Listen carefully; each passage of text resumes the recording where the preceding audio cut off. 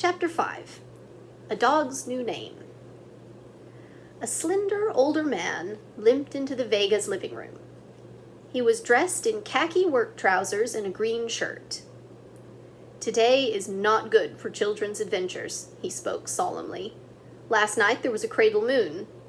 That's only good for fishing, nothing else."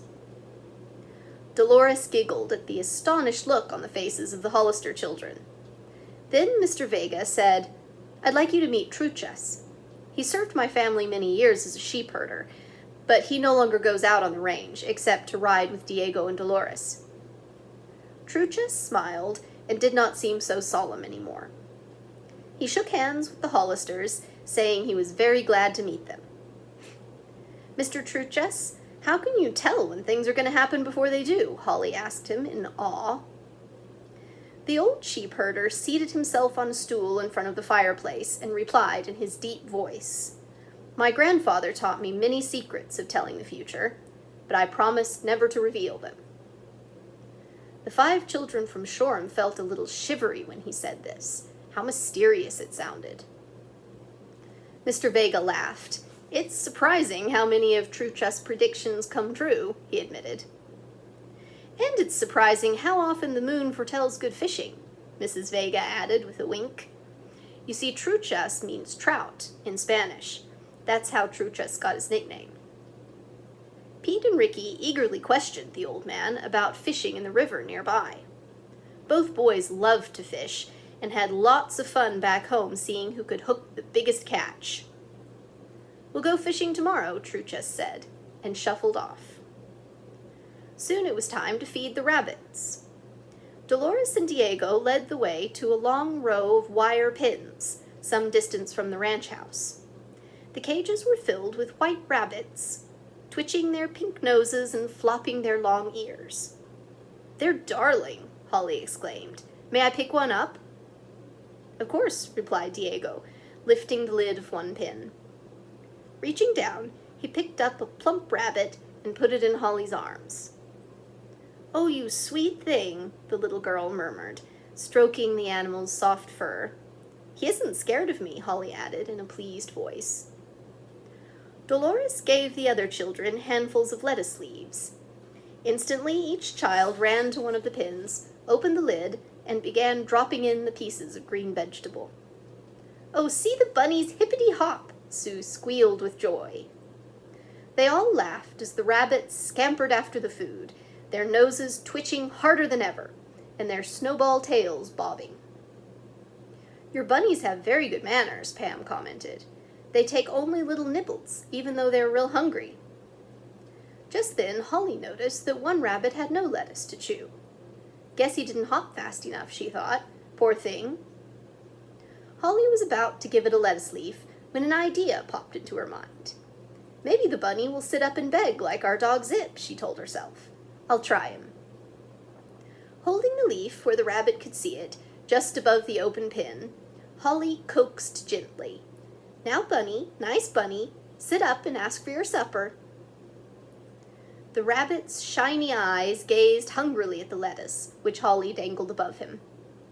"Sit up," she urged once more, waving the green leaf back and forth. The next instant, Holly let out a startled, "Oh!" With a great hop, the rabbit sprang out of the pen, landing right at her feet. But before she could make a move to catch him, he'd scooted between her feet and ran off toward a field. "We must catch him," Dolores cried. "If he gets into the buffalo grass, he'll be gone for good." Off the children raced after the fleet-footed rabbit. As Holly ran along, she wailed, "Oh dear, if the bunny gets lost, it's all my fault." At that moment, a large, smooth-haired dog with a pointed nose and a long, swishing tail appeared around the corner of the barn and joined the chase. "Look out!" Ricky yelled. "That dog will eat the rabbit up!" His brother and sisters were frightened too, as they saw the big animal bound after the rabbit. But Dolores and Diego told the Hollisters not to worry. "That's our dog Frijoles," Diego said. "He won't hurt the rabbit." Calling loudly, he cried, "Go get him, Frijoles!" The Hollister children could hardly believe what they now saw. When Frijoles caught up to the rabbit, he circled around and headed the fleeing animal back towards the children. "There, you see," Dolores said, as the furry runaway scampered in their direction. When he came near Holly, she reached down and caught the rabbit. How thankful she was that he hadn't been lost. "I'm sorry I teased the bunny," Holly said, and immediately fed him several large lettuce leaves. The Vega's dog trotted up to Sue and licked one of the little girl's hands in a friendly way, while she patted him with the other. "What a funny, funny name you have," Sue giggled. Free, she started to say, but could not pronounce the rest of the dog's name. "Can't you say frijoles?" Dolores asked. "Pronounce it frijoles. It means beans in Spanish." "Then why don't you just call him Beans?" Holly suggested. "That's a lot easier to say." Diego grinned. "I think Holly's right," he said to Dolores.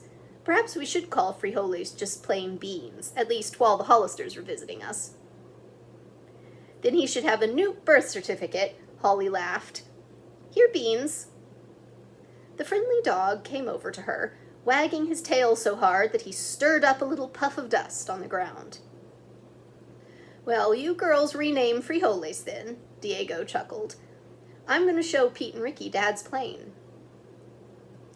As the boys left, the girls hurried into the ranch house, where Dolores took a pen and some paper from her mother's writing desk.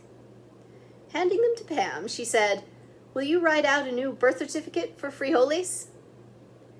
The girls giggled as Pam sat down at the desk. She picked up the pen, then asked, "When was Frijoles born?"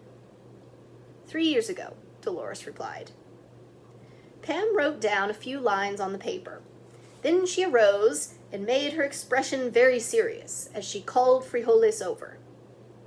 The 4 girls stood solemnly around the dog, who looked up questioningly at Pam. She placed her hand on his head. "We will now have the naming ceremony," she announced.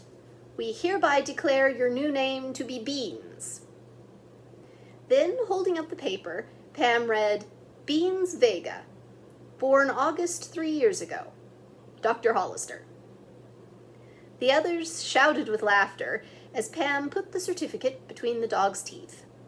The ceremony was over. "Beans, do you like your new name?" Sue asked anxiously. The dog tossed his head, dropped the paper, and barked. "He's saying okay," Dolores laughed, as Beans picked up the paper again.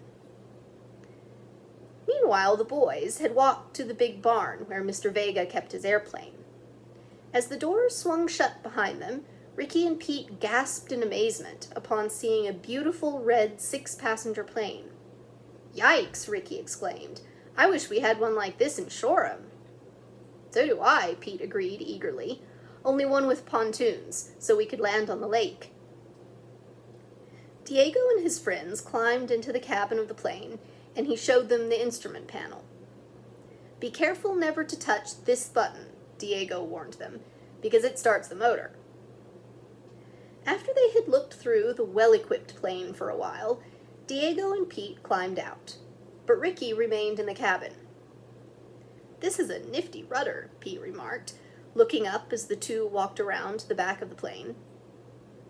Diego showed Pete the tail assembly and explained how the wires controlled the rudder. "Is the airplane heavy?" Pete asked. "Yes," replied Diego, "but you wouldn't think so. It's very easy to lift the tail. Let's try it." He and Pete put their hands in back of the plane and pushed, tilting the plane up. "See?" Diego said. "You'd never believe it," Pete remarked. "It sure is a swell job."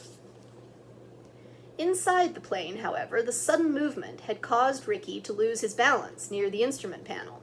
He fell directly against the starter button. With a deafening roar, the motor sprang to life and the propeller began to spin. To Ricky's horror, the plane started moving slowly toward the closed barn door.